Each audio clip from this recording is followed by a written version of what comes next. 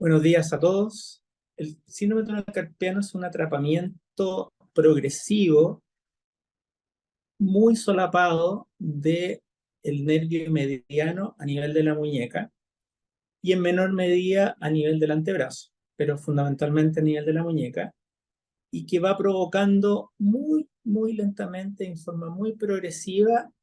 pérdida de distintas funciones sensitivas y, cuando es más avanzado, motoras, a nivel de la mano y la funcionalidad de la misma.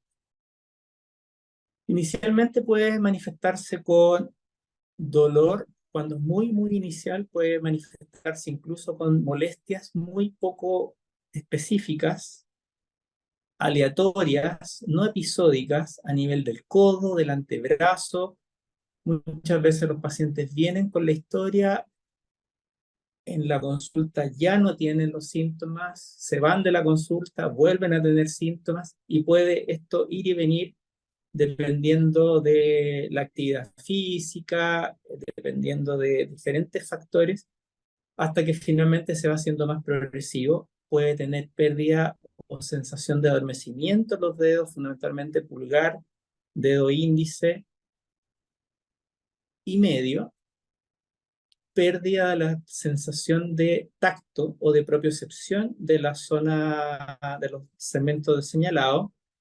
y eventualmente la incapacidad de poder tener o poder gobernar ciertas presiones que uno quiere ejercer. Yo tomo el ejemplo de, por ejemplo, tener o tomar un huevo. Uno sabe perfectamente, sin mirar el huevo, cuánta presión debe tener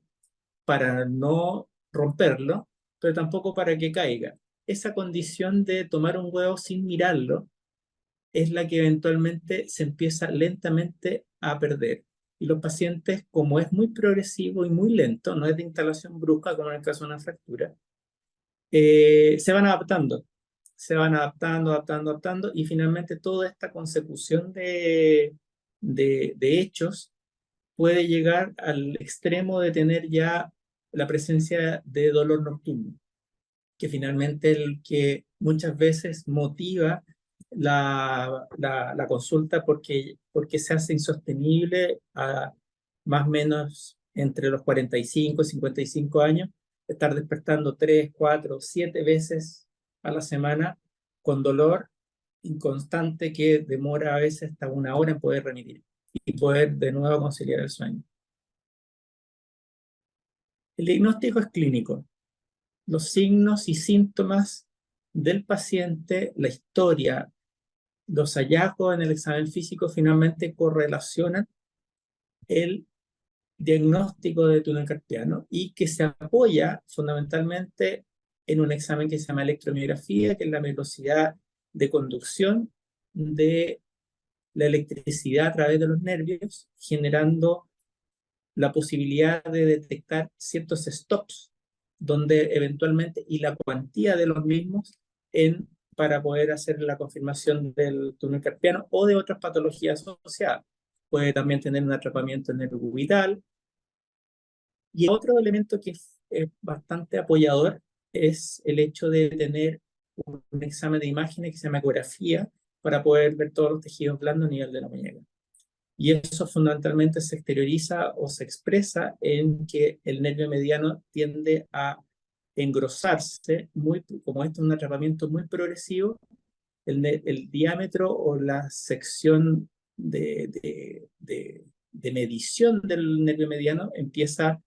a tener un patrón que va en aumento por sobre la media, y que los ecografistas lo pueden informar de acuerdo a los hallazgos que ellos tengan. La causa, generalmente nosotros tenemos una gran bolsa en medicina que se refiere a todas las cosas que no tenemos una explicación, se les llama idiopáticas. Entonces, el grueso de los túneles carpianos en personas que no han tenido ninguna patología que tenga la causa detrás, se llaman idiopáticas, y por esta razón son túneles que anatómicamente son discretamente más estrechos y que van generando un engrosamiento de una estructura que se llama retináculo, que finalmente va lentamente, es como un túnel que se empieza a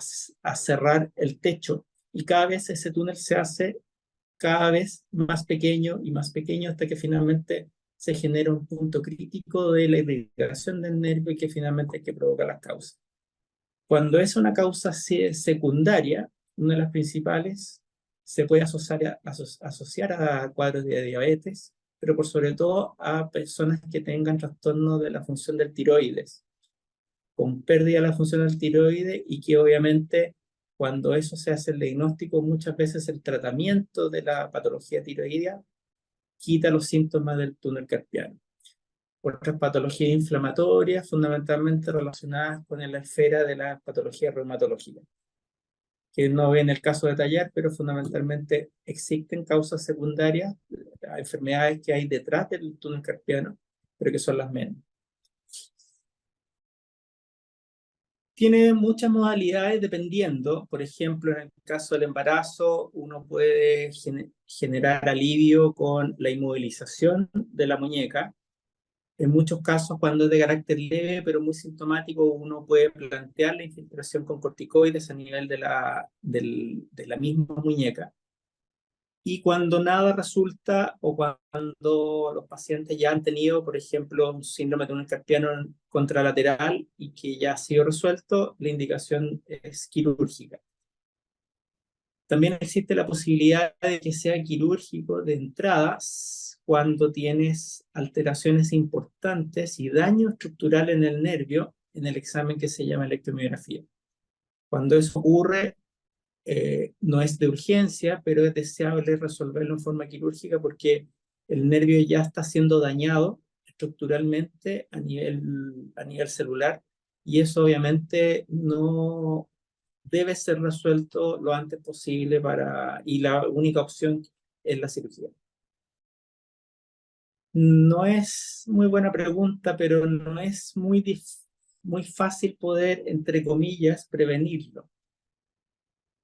Si eventualmente uno tuvo un túnel carpiano, por ejemplo, en el embarazo, en el caso de las mujeres, es más probable que ese mismo túnel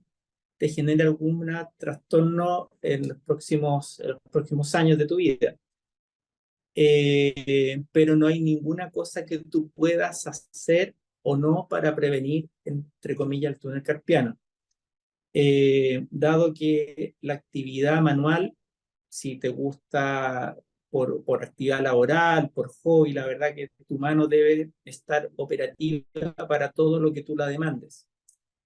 Distinto es los procesos degenerativos, artrosis, que en el fondo uno tiene que restringir ciertas actividades como para poder, entre comillas, no generar dolor o minimizar los episodios de dolor. Pero en el caso de la prevención del túnel carpiano, la verdad que una vez que llega, hay pacientes que, por ejemplo, tienen solo dolor cuando realizan actividad de bicicleta, al usar el manillar, y solamente en ese momento y solo en esas circunstancias tienen dolor. Para alguien que anda en bicicleta es importante, es necesario resolver ese problema independiente que no le interfiera en el resto de su vida. Hay otros pacientes que están con dolor nocturno permanente, entonces finalmente es difícil poder, entre comillas, hacer la prevención al respecto. Como lo mencioné hace un rato, lo único que puedes aliviar es el uso de órtesis si es que eventualmente estás impedido o no tienes una posibilidad de hacer otros tratamientos terapéuticos. Eh, la verdad es que, salvo controlar en patologías de base, hipotiroidismo, la verdad que no hay muchas otras alternativas al respecto. Eventualmente manejo kinésico si es que tiene algún grado de resultado, pero en general la verdad que cuando se instala, la verdad que es difícil poder evitar ciertas cosas, como en el caso, por ejemplo, del ciclista que hacía mención hace un rato. Si para ti no es un tema andar en bicicleta y puedes dejarlo y en ese único momento te molestan las manos, la verdad que puede ser una alternativa cambiar tu deporte. Pero en general, la verdad que como es tan progresivo, finalmente termina abarcando todas las acciones o todos los ámbitos de tu vida. Es complejo porque puede generar, puede alterar la acción de tus hobbies, puede alterar tu sueño, puede alterar tu capacidad de trabajo, puede, pensando, pues si esto se instala bilateral, por ejemplo, puede determinar en el avance de esta enfermedad, puede determinar moderados cambios o adaptaciones que tú tengas que hacer para poder evitar el dolor o minimizar los cuadros de dolor. Entonces, la verdad que hay pacientes que están muy limitados o por pérdida de sensibilidad o por el dolor nocturno que finalmente se transforma en una fuente de insomnio, por ejemplo. A los 55 años tener insomnio por esta causal, la verdad que es bien deleterio para la calidad de vida tanto del sueño como del sueño y evita en el fondo un sueño reparador porque pueda estar operativo para el resto del día siguiente.